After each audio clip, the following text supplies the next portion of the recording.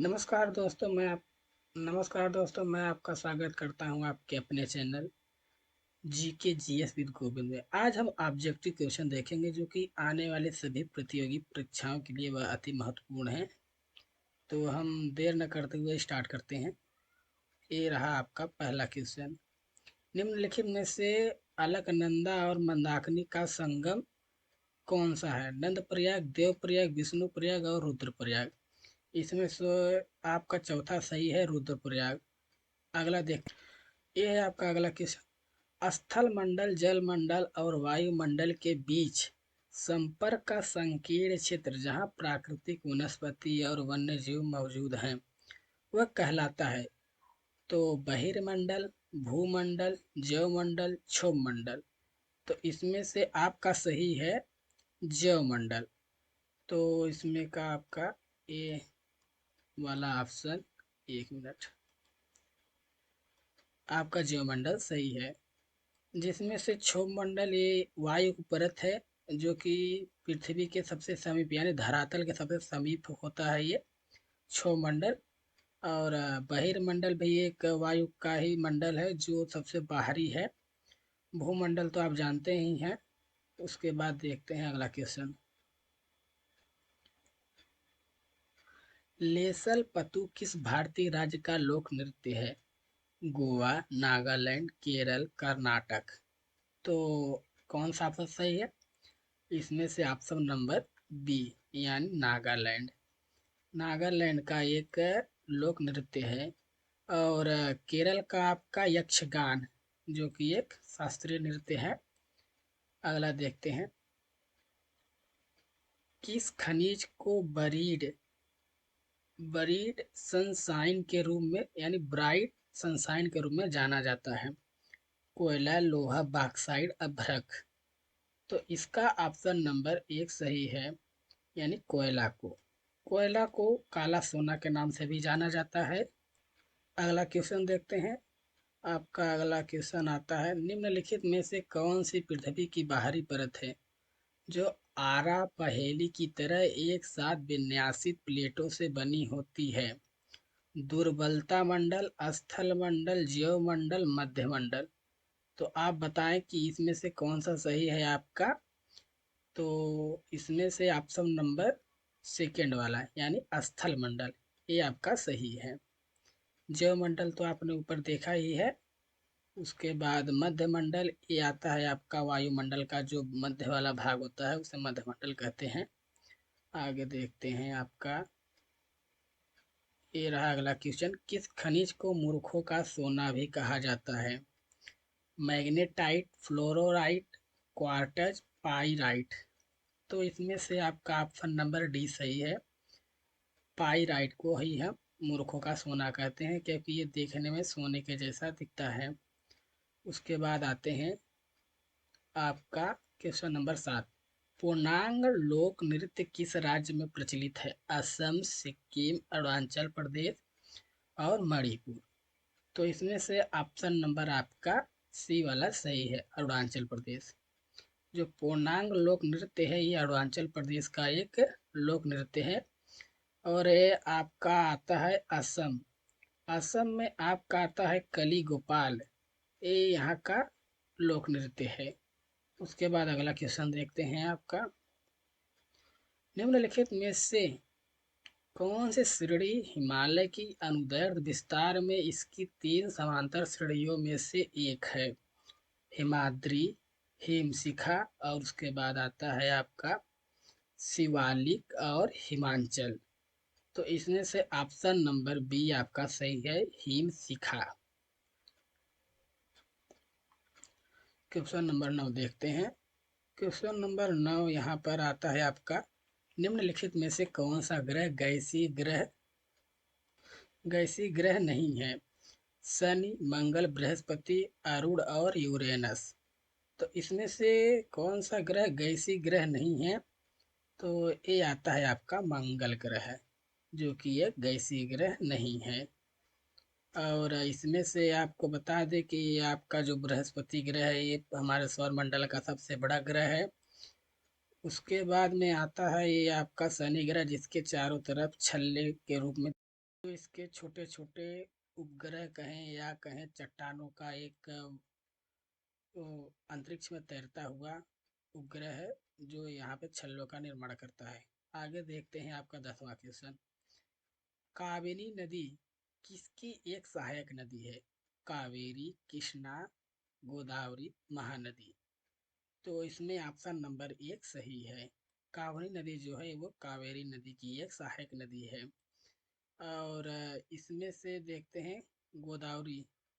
गोदावरी नदी को दक्षिण भारत की गंगा, दक्षिण की गंगा, और कावेरी को दक्षिण भारत की गंगा कहते हैं। और अगला क्वेश्चन आपका देखते हैं 11वां।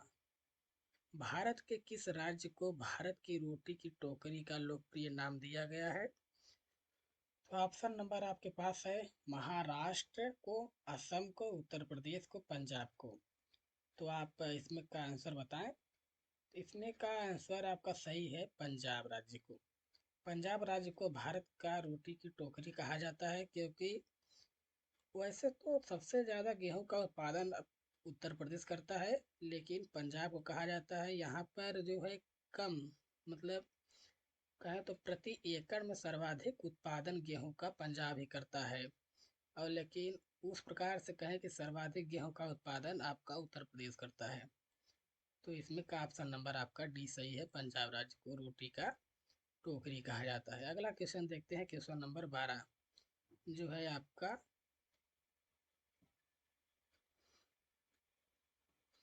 इसका तो ऑप्शन आपको सामने आ गया, लेकिन देख लीजिए इसका थोड़ा सा मिस्टेक है। यूरोपा किसका एक प्राकृतिक उपग्रह है? अरुण यूरेनस ग्रह का, बृहस्पति ग्रह का, शनि ग्रह का, मंगल ग्रह का। तो इसमें से तो आपने ऑप्शन देख लिया है, ऑप्शन नंबर बी यानी बृहस्पति ग्रह का। और आगे देखते हैं आपका। इसमें से एक बात ये भी आपको बता दें कि सबसे ज़्यादा उपग्रह हमारे ग्रह में शनि ग्रह का है, जो कि लगभग 87 उपग्रह इसके हैं। सौर मंडल में सभी ग्रहों में सबसे ज़्यादा उपग्रह शनि ग्रह के पास है। उसके बाद आता है आपका 13वां क्वेश्चन जो है सुरमा। सुरमा नदी, जिसे बराक नदी के नाम से भी जाना जाता है, ये कहाँ से निकलती है? मणिपुर की पहाड़ियों से, पटकाई की पहाड़ियों से, मिजोरम की पहाड़ियों से, नागा की पहाड़ियों से। तो आप इस क्वेश्चन का आंसर बताएं। तो अब हम बताते हैं आपको। मणिपुर की पहाड़ियों से सुरमा नदी, जिसे हम बराक नदी कहते हैं, ये वहाँ से निकलती है।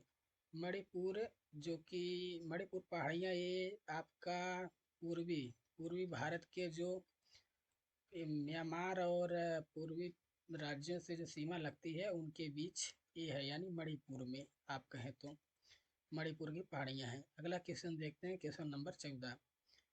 तो यहाँ पर है निम्नलिखित में से किसका अक्षांश नई दिल्ली के अक्षांश की डिग्री के भीतर में बांग्लादेश में प्रवेश करती है? तो एवरेस्ट पर्वत, इस्लामाबाद शहर, ढाका शहर, उसके बाद में आता है आपका चौथा अमरनाथ की गुफा। ये तो ऑप्शन आपके सामने आ गया, यानी आपको पता हो गया है अब। एवरेस्ट पर्वत, यानी ये देखिए यहाँ से निकलती है आपके जम्मू कश्मीर से होते हुए उत्तराखंड, इधर नेपाल में, सिक्किम, भूटान, इधर अरुणाचल प्रदेश से होते हुए सीधा ये इधर चली जाती है। आपका जो अंडमान निकोबार द्वीप समूह है वो भी हिमालय की ही एक शाखा है, लेकिन वो जो कि जल में पूर्णतः डूब चुकी है। तो आपका अब अगला क्वेश्चन देखते हैं, क्वेश्चन नंबर आपका 15, जिसमें असम के किस राज्य में ब्रह्मपुत्र नदी अपने पश्चिम की ओर से कटकर दक्षिण में बांग्लादेश में प्रवेश करती है? बरपेटा, तेजपुर, धुबरी, बोगाई गांव। उसके बाद आप बताइए इसका आंसर। इसका ऑप्शन नंबर सी सही है, धुबरी। धुबरी ग्राम से जो है कि ये ब्रह्मपुत्र नदी असम से, असम राज्य में पड़ता है धुबरी, जहाँ से ये बांग्लादेश में प्रवेश कर जाती है। तो आपको बता दें कि ये जो है ब्रह्मपुत्र नदी, ये जहाँ से सिंधु नदी निकलती है वहीं से राक्षस ताल से होते हुए तिब्बत और चाइना से होते हुए इधर अपने अरुणाचल प्रदेश प्रवेश करती है। उसके होते हुए ये असम से होते हुए बांग्लादेश में प्रवेश कर जाती है।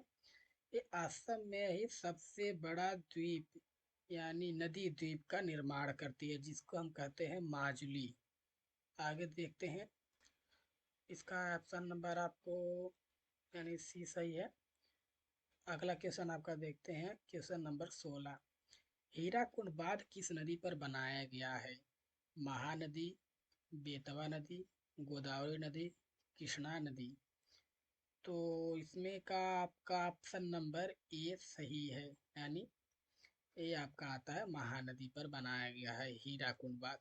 हीराकुंड बांध जो कि भारत का सबसे लंबा बांध है। अब आपका आगे देखते हैं।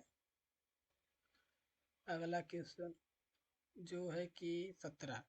नीलम और रूबी किसकी प्राकृतिक किस्म है? तो एक aluminium hydroxide, aluminium oxide, aluminium sulphide, aluminium carbonate.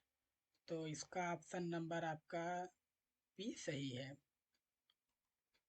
यानी एल्युमिनियम ऑक्साइड को नीलम और उसके बाद में रूबी की प्राकृतिक किस्म कहा जाता है, जो कि प्राकृतिक रूप में पाया जाता है। आपका क्वेश्चन नंबर देखते हैं 18। चंद्रमा पर किस वस्तु का भार वस्तु पर उसके भार के बराबर होता है? मतलब यदि कोई वस्तु यहाँ पर 1 kg है, तो उसका जो भार होता है वो चंद्रमा पर कितना हो जाएगा? तो 8वें भाग के बराबर, 6वें भाग, 10वें भाग और चौथे भाग। तो ऑप्शन नंबर इसका आपका बी सही है, यानी वो 6वें भाग के बराबर हो जाएगा। क्योंकि यहाँ का जो गुरुत्वाकर्षण अपने पृथ्वी पर है वो चंद्रमा पर उसका 1/6वां हो जाता है। इसलिए कोई चीज़ यदि यहाँ पर 6 kg का है, तो वह चंद्रमा पे जाके उसका भार लगभग 1 kg हो जाएगा। तो आपका अगला क्वेश्चन देखते हैं, क्वेश्चन नंबर 19।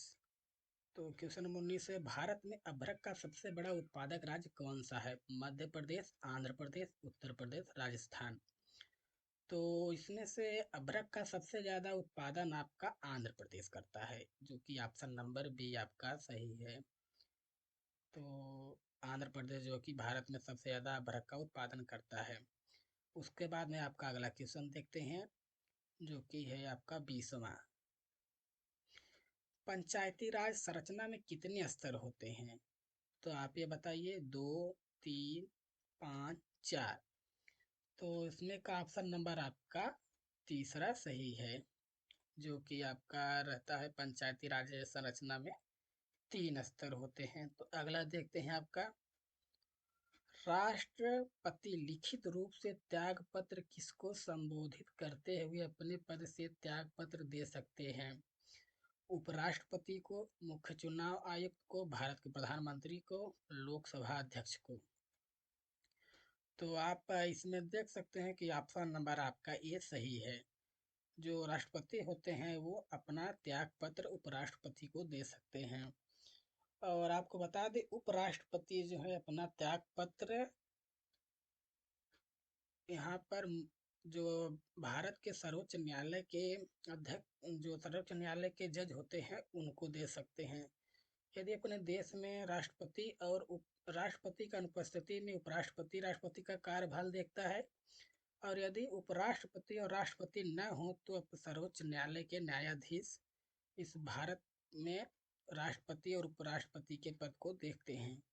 आपका अगला क्वेश्चन देखते हैं 22वां। इसमें है, उत्तर प्रदेश से राज्यसभा में कितने सदस्य नियुक्त किए जाते हैं?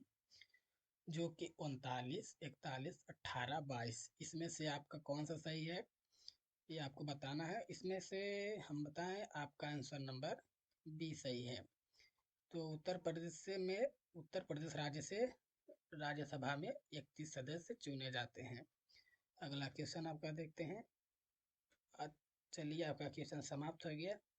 Thank you for watching my video. Please इसे आप सब्सक्राइब करें और लाइक करें।